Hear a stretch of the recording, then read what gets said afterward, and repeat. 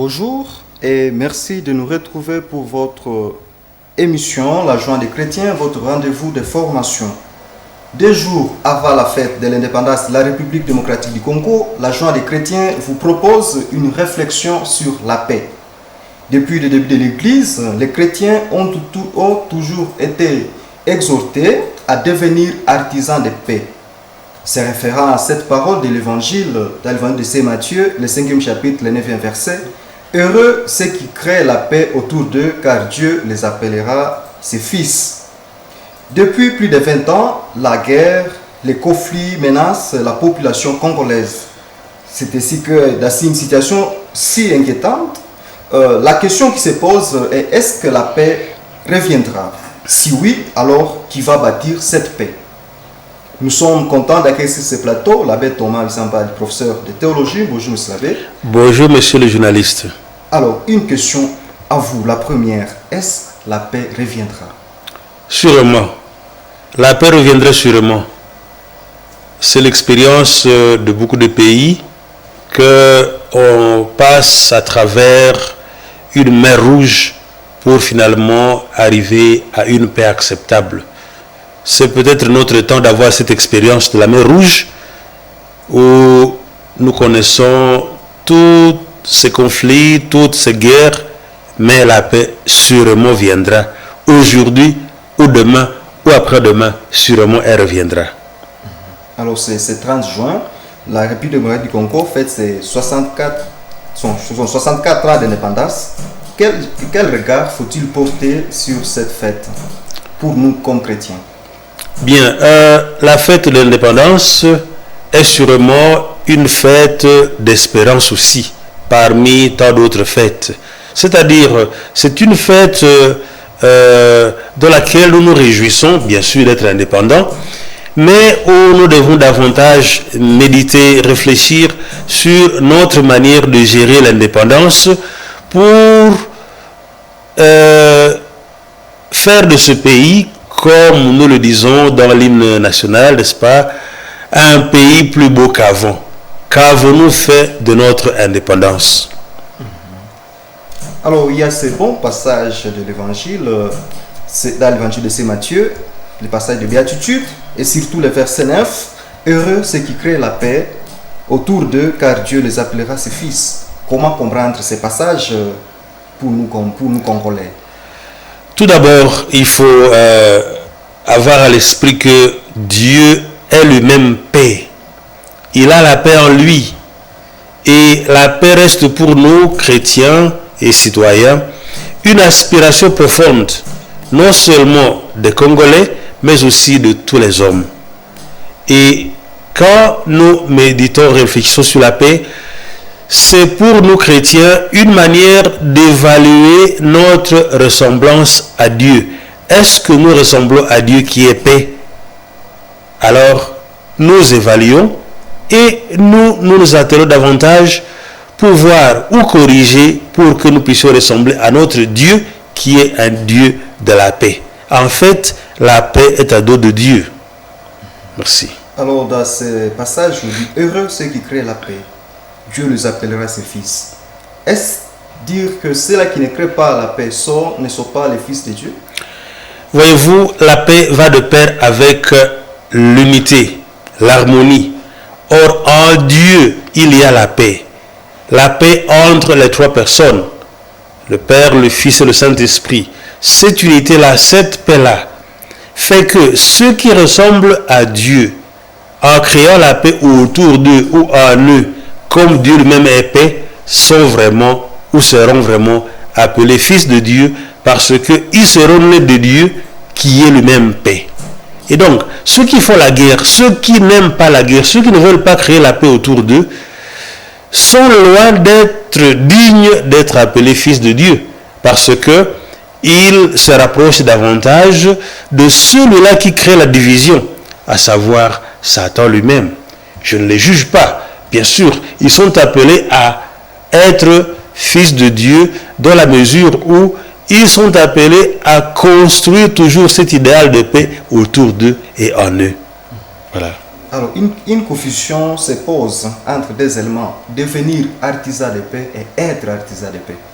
Comment on peut les différencier ou bien c'est la même chose? Merci. Devenir artisan de paix peut signifier qu'on n'est pas encore artisan de paix. Être artisan de paix peut signifier qu'on va demeurer à être artisan de paix parce qu'on l'est déjà. Dans tous les cas, la paix est un idéal vers lequel on doit toujours s'approcher. Si on est déjà un artisan de paix, on est appelé à l'être toujours, c'est-à-dire à le demeurer. Et si on ne l'est pas encore, ou on ne l'est pas encore parfaitement, parce que c'est un idéal, on est appelé alors à le devenir davantage. Parce qu'on se rapproche toujours de la paix qui reste un idéal à atteindre. Alors, y a-t-il une figure chrétienne qui vous marque, qui a été artisan de paix, un saint, un pasteur de l'église ou je ne sais qui? C'est intéressant parce qu'aujourd'hui nous célébrons la fête ou alors la mémoire de Saint Irénée qui est célébré comme artisan de paix et de l'unité dans l'église. Saint Irénée est né en 130, il est mort en 202 après Jésus-Christ. Il fut évêque de Lyon en France et comme évêque, comme pasteur, il a travaillé laborieusement à pacifier l'église, à combattre les tensions qu'il y avait dans l'église, surtout les tensions liées aux hérésies, des gnostiques et autres. Et il a réussi, nous pouvons dire qu'il a réussi. Alors, il est célébré comme un saint de la paix. Et son nom est très inspirant. Irénée signifie amateur de la paix, celui qui aime la paix. Voilà. Ah oui. Et alors, un saint très intéressant aussi, fondateur de l'Opus Dei, un saint José Maria, qui a proposé 10 conseils pour devenir artisan de paix. Il y a 10 conseils que nous avons ici. Si vous le voulez, nous allons à débattre, conseil après conseil. Merci. Bien. Le premier conseil, le voici. Le violent est toujours perdant. Qu'est-ce que ça peut signifier pour vous? Le violent est toujours perdant. Ça peut signifier pour moi que quand on utilise la violence, on ne récolte jamais la paix. Et on finit par perdre ce qu'on voulait obtenir. En fait, la violence ne peut engendrer que la violence. Et donc, il n'y a que la paix qui peut engendrer la paix. Le deuxième conseil, refuser la polémique agressive et humiliante. Refuser la polémique agressive et humiliante. Ok, ça peut signifier pour moi que, comme bâtisseurs de paix, nous devons éviter les polémiques ou les discussions, ou plutôt les discussions qui humilient l'autre. En effet, quand on est en désaccord avec autrui, on n'est pas appelé à l'humilier. On doit toujours respecter son opposant, même quand on a une vue contraire. Et quand on adopte une attitude qui humilie l'autre, on a manqué de respect, on a manqué d'amour et on est en dehors de la plaque. Alors, on doit éviter ce genre de pratique. Le troisième conseil, ta vie, ton travail ne sauront être antiquois que ce soit. Ok. Nous sommes appelés à travailler pour la paix. Et dans notre engagement pour la paix, nous devons pencher vers le positif. Nous ne sommes pas supposés travailler ou nous engager pour combattre quelqu'un ou quelque chose. Nous sommes plutôt appelés à construire et non pas à détruire ce qu'il y a déjà. Voilà ce que ça peut signifier pour moi. Le quatrième conseil, semer la paix le long des chemins humains. Oui, ça me rappelle tout droit le verset biblique, je ne l'ai pas mis dans la tête, qui dit que Jésus est passé partout en faisant le bien. Eh bien, semer la paix consiste pour nous chrétiens à nous comporter comme Jésus, à faire de tout notre mieux pour que autour de nous, nous puissions semer la paix la concorde, l'harmonie, par tous les moyens. Donc, concilier ceux qui sont en conflit et nous-mêmes nous réconcilier avec ceux avec qui nous sommes en conflit pour que la paix règne toujours entre nous. Je crois que quand vous faisiez les doctorats, comme vous aimez le dire, vous aviez travaillé sur la réconciliation. Si. Vous pouvez nous en parler comme une petite virgule dans l'émission. Merci. J'ai travaillé sur la réconciliation que Dieu a voulu effectuer avec nous. Voyez-vous, avec le péché d'Adam, l'humanité s'est éloignée de Dieu. L'humanité s'est mise en position d'aliénation, comme on le dit en théologie. C'est-à-dire, elle a perdu l'amitié qu'elle avait avec lui. Alors, pour pouvoir refaire cette amitié, pour pouvoir se réconcilier avec Dieu, l'humanité n'était pas en position parce qu'elle était déjà faible. Il fallait que Dieu lui-même intervienne pour se réconcilier le monde avec lui.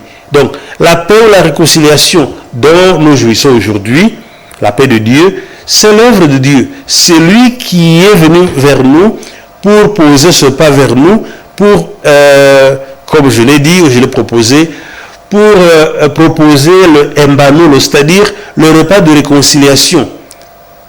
Ce repas de réconciliation, c'est le repas eucharistique aujourd'hui, le repas qui est l'actuation de la mort, de la passion, mort et résurrection de Christ, passion, mort et résurrection qui nous ont valu cette satisfaction pour que l'humanité et Dieu puissent redevenir amis. Voilà ce que j'ai proposé dans ma thèse de doctorat. Un Dieu qui réconcilie ce qui est l'œuvre de Dieu et non pas réalisation humaine. Bien sûr, les humains doivent avoir leur part.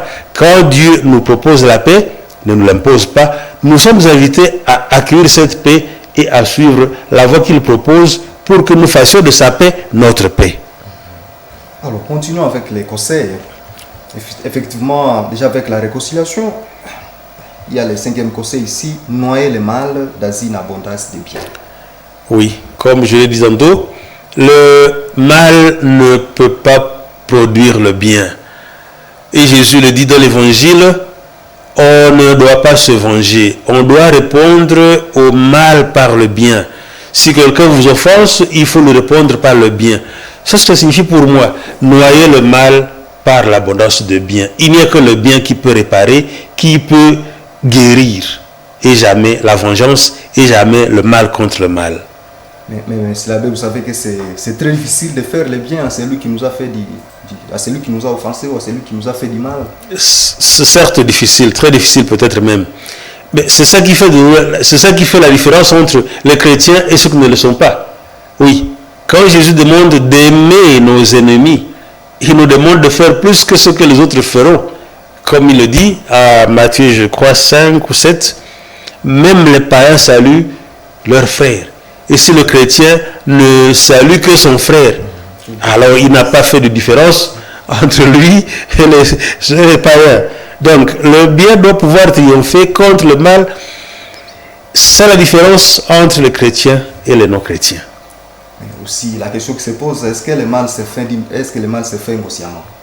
Ou on est conscient qu'on fait le mal? Si, on est toujours conscient de faire le mal, même si on le fait quand même. C'est-à-dire, ce qu'on appelle mal, c'est comme on dit en morale, un acte humain.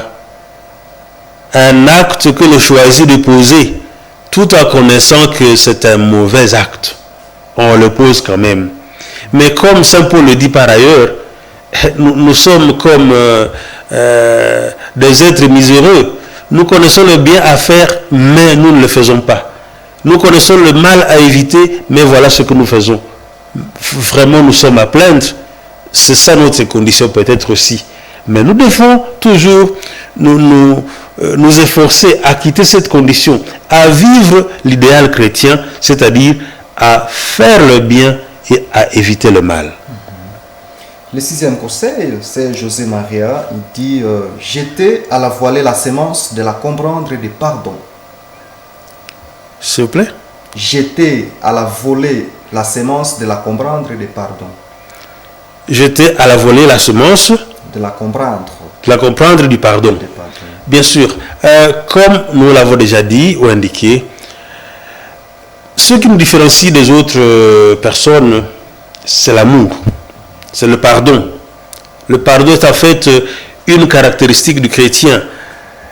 Tout simplement parce que nous voulons ressembler à Dieu comme chrétiens. Nous devons être comme notre Père Céleste qui est aux cieux, comme Jésus le dit dans l'Évangile. Soyez parfaits comme votre Père Céleste est parfait. Il pardonne. Comme il pardonne, nous aussi, nous devons être capables de pardonner. C'est ça notre mission, être comme Dieu. Mais aussi pardonner, c'est aussi un défi qui reste et qui restera, j'imagine. Parce que comme dans la situation dans laquelle nous sommes, on décapite nos frères, nos parents, nos amis. Mais si on demande de pardonner à ces gens, est-ce que ça sera vraiment un vrai pardon ou ça sera juste... Absolument. Le pardon est toujours un défi réel. Un défi réel. En fait, pardonner ne signifie pas qu'on a oublié. On pardonne, mais on n'oublie pas. Mais pardonner réellement signifie ne plus tenir compte du mal qu'on m'a fait. Aller au-delà du fait. C'est un effort continuel. C'est un effort réel. Et il n'est réalisable que par les chrétiens, au moins comme principe. Il n'est pas très facile de pardonner, mais nous y sommes appelés. Voyez-vous, nous sommes appelés, comme je l'ai dit, à ressembler à notre Maître qui nous a appris le pardon. Lui, quand il était sous la croix, il a prié pour ses bourreaux. Il a dit, Père, pardonne-leur, ils ne savent pas ce qu'ils font. Ce n'est pas facile d'en arriver là, mais il y est arrivé, et d'autres saints, ils sont arrivés. Nous voyons Saint Étienne, par exemple, dans les Actes des Apôtres, qui prie pour ses bourreaux. Père, pardonne-leur, ils ne savent pas ce qu'ils font. Et puis entre tes mains, je remets mon esprit. Il y a tant d'autres saints que l'histoire de l'Église nous présente qui ont pardonné à leurs bourreaux. Nous sommes aussi appelés à pardonner à nos bourreaux. Tout autant que nous avons le devoir d'aider nos bourreaux à quitter ce cercle de la violence. Parce que pardonner ne signifie pas se laisser faire. Il faut pardonner, mais aussi aider le bourreau à savoir comprendre qu'il est dans le mal et qu'il doit quitter ce mal. Je prends un exemple de Jésus lui-même. Quand on le gifle devant... qui le gifle? C'est le grand prêtre du croix. Dans l'évangile de Saint Jean. On lui donne une gifle, mais il pose la question. Si j'ai fait du mal, montre-moi quel mal. Et si je n'ai rien fait, pourquoi est-ce que tu me gifles? Bon, l'évangile ne dit pas si l'autre a répondu, mais ce serait intéressant d'attendre que l'autre puisse quand même expliquer pourquoi tu me gifles. Donc, on doit devoir être en position aussi de parler à l'ennemi, à ce bourreau, et de lui montrer que ça ne va pas. Ça fait partie du pardon aussi. C'est comme l'image du bienheureux Bakanja. Voilà, exactement. Le bienheureux Bakanja qui pardonne. Oui. Alors, le 6e conseil, voici, n'avoir d'autre but que la paix. N'avoir d'autre but que la paix. C'est bien cela. Comme je l'ai dit, la paix est une inspiration profonde à l'homme. Et en tout ce que nous faisons, nous devons viser cette paix. Tout ce que nous faisons doit nous y amener. D'ailleurs, beaucoup de salutations, dans beaucoup de cultures, dans la salutation, on sent qu'il y a le terme paix. Je prends par exemple la façon dont les musulmans se saluent. Ils disent quelque chose comme salam alaikum. Salam alaikum, ça signifie littéralement la paix soit avec vous. C'est aussi ce que l'on dit souvent à l'église, shalom. Shalom, c'est une salutation juive. On souhaite la paix à ceux qu'on rencontre. Et Dieu lui-même, quand il demande à Moïse de bénir son peuple, il demande que Moïse évoque le nom de Dieu. Et à la fin de la formule que nous trouvons à Deutéronome 6, versets 24 à 26, à la fin, nous voyons que Dieu demande à Moïse de dire ceci, quelque chose comme « et que la paix de Dieu descende sur toi », en parlant du peuple. Donc la paix reste cet idéal-là à atteindre et nous devons y travailler, nous devons travailler à ce que nous y arrivions. C'est notre mission aussi. Effectivement, c'est déjà très intéressant comme dans certaines paroisses au Cicely, donnez-vous le signe de paix oui. et les gens servent. Et on dit shalom. Ah oui. Alors, le 7e conseil, réaliser ces grands miracles de la fraternité. Eh oui, Jésus demande que nous puissions vivre comme des frères. On reconnaîtra à ceux-ci que vous êtes mes disciples si vous vous aimez les uns les autres. C'est Jean chapitre 17, je crois. Eh bien, nous sommes appelés à vivre comme des frères, même si biologiquement nous ne le sommes pas. Encore que nous le sommes vraiment parce que nous appartenons au même genre humain. Nous partageons le même sang. Nous sommes donc déjà des frères, à part que la société nous a divisés, nous a sectionnés en différents groupes sociaux. Mais nous restons des frères sur le plan humanitaire, sur le plan unitaire. Le pape François a écrit son encyclique Fratelli Tutti, dans laquelle il montre entre autres que l'humanité doit devoir construire la paix ensemble sur la seule base de ce qu'ils sont des humains. Malgré leurs différences de religion, de culture, de race, ils sont des humains.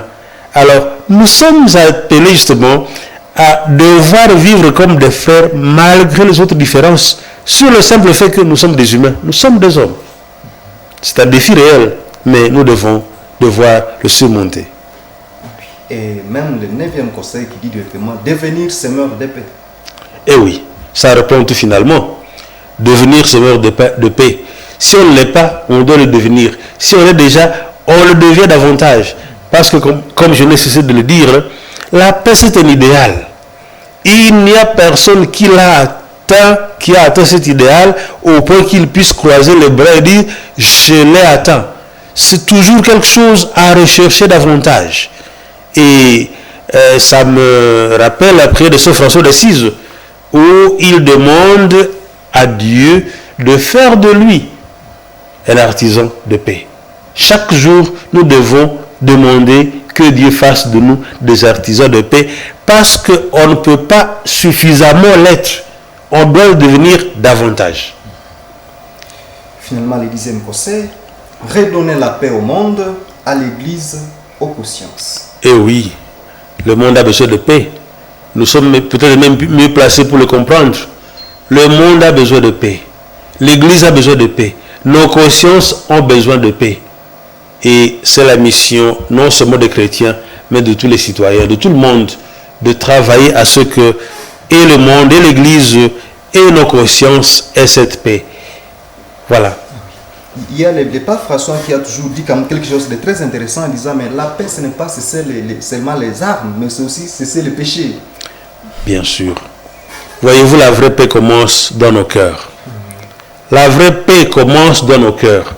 Quand nous sommes en paix avec nous-mêmes et avec Dieu, alors nous saurons être en paix avec non seulement nos frères et sœurs, mais aussi avec toute l'humanité, toutes les autres créatures. Et donc, le vrai début de la paix, c'est la bonne relation avec Dieu et donc l'exclusion du péché en nous. Oui, merci. Alors, ce n'est pas encore tout. Oh. Il y a aussi un autre qui a donné 4 conseils pour devenir artisan de paix. Lui, c'est un ancien militaire, je crois français, Alexia Vidot. Lui donne 4 conseils. Oui. Allons-y aussi dans quelques minutes qui nous restent. Le premier, il pose une question comme conseil. Êtes-vous en paix? Ah oui. C'est une question à laquelle chacun doit répondre. Êtes-vous en paix? Ou on doit se poser la question, suis-je en paix? Alors, la réponse peut être personnelle, on peut ne pas la dire au plateau. Chacun doit vraiment se poser la question. Les téléspectateurs peuvent prendre cette opportunité pour se poser eux-mêmes la question. Êtes-vous en paix? Ah oui. Le deuxième conseil, soyez équilibrés. L'équilibre et la paix et l'unité sont comme synonymes. Être équilibré pourrait signifier pour moi être en harmonie avec soi-même, avec Dieu, avec le voisin et avec toute l'humanité. C'est être en symbiose avec le monde est avec soi-même et avec Dieu. Et c'est un idéal que nous devons toujours atteindre. En fait, vous le savez, il y a des personnes qui sont en conflit avec elles-mêmes. Des personnes qui peut-être ont commis des fautes, des erreurs et ne se sont jamais pardonnées. On est toujours, on dirait, en conflit avec son passé, on se hait, on se maudit soi-même. Non. On doit devoir travailler à se réconcilier avec soi-même. Même les animaux y arrivent. Je vous raconte une chose. On m'a raconté il n'y a pas 2 semaines que dans le parc national de Virunga, spécialement à Ishango, il y a un petit carré où tous les animaux viennent à tour de rôle comme pour se recréer, comme pour on dirait pour méditer. Alors dans ce carré-là, il n'y a pas de guerre. Un lion viendra par ici, une antilope viendra par là, et dans ce carré, le lion n'attaque pas l'antilope.